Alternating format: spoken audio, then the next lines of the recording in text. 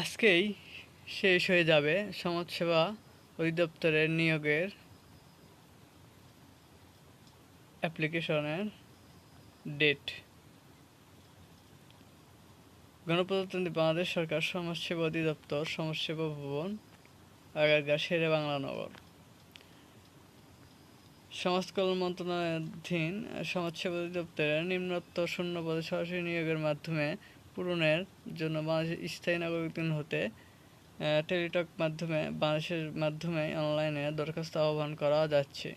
পদের নাম সমাজকর্মী, পদ সংখ্যা 209টি, স্থায়ী রাজস্ব। কোনো স্বীকৃত বোর্ড হইতে ন্যূনতম দ্বিতীয় বিভাগে উচ্চ মাধ্যমিক সার্টিফিকেট বা সমমানের পরীক্ষায় উত্তীর্ণ। বিভাগীয় প্রার্থীদের ক্ষেত্রে বয়সসীমা শিথিলযোগ্য বা 35 বছর পর্যন্ত শিথিলযোগ্য। যে সকল জেলার প্রার্থীদের আবেদন করার প্রয়োজন নেই: রাজবাড়ী, বান্দরবান, খাগড়াছড়ি, রাঙ্গামাটি, জয়পুরহাট, গাইবান্ধা, লালমনিরহাট, ঠাকুরগাঁও, মাগুরা ও ঝালকাঠি। এই সকল জেলার প্রার্থীগণ আবেদন করতে পারবেন না। তবে ইতিম ও শারীরিক প্রতিবন্ধী কোটার প্রার্থীদের ক্ষেত্রে যে কোনো জেলার প্রার্থী আবেদন করতে পারবেন। আবেদন পদ্ধতি ও শর্তাবলী: নিয়োগের জন্য আবেদনকারী সাধারণত প্রার্থীদের বয়স 12/6/2024 তারিখে 18 থেকে 30 বছর এবং বীর মুক্তিযোদ্ধা ও বীর শহীদ মুক্তিযোদ্ধাদের পুত্র কন্যাদের ক্ষেত্রে বয়স 18 থেকে 32 বছর। বীর মুক্তিযোদ্ধাদের পুত্র কন্যাগণের বয়স 18 থেকে 30 বছর। শারীরিক প্রতিবন্ধী প্রার্থীদের জন্য বয়স 18 থেকে 32 বছর।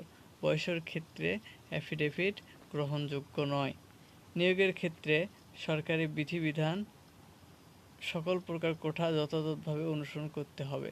আবেদনকারীকে মৌখিক পরীক্ষা গ্রহণের সময় কাগজপত্র দিয়ে মূল কপি প্রদর্শন করতে হবে এবং একম শ্রেণী গেজেটেড কর্মকর্তা কর্তৃক সত্যায়িত অনুলিপি জমা দিতে হবে।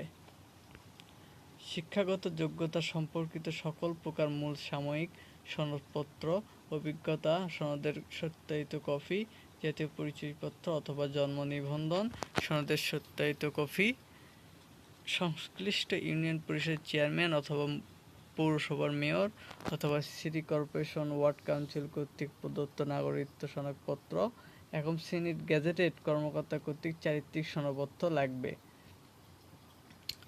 কেউ যদি আবেদন করতে চান অথবা আবেদন করতে না পারেন তাহলে আমার সাথে যোগাযোগ করতে পারেন, আমি আপনাদেরকে সাহায্য করতে পারি।